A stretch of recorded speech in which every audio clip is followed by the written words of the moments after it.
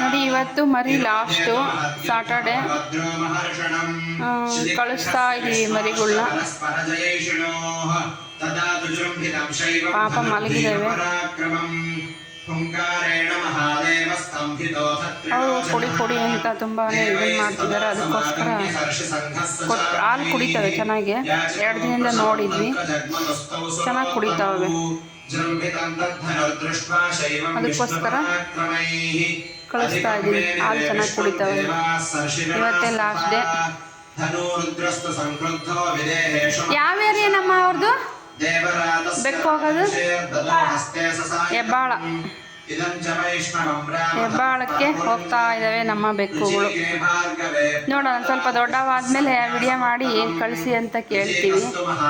ಆವಾಗ ಅವ್ರೇನಾದರೂ ಕಳಿಸಿದ್ರೆ ನೋಡೋಣ, ವಿಡಿಯೋ ಅಪ್ಲೋಡ್ ಮಾಡ್ತೀನಿ.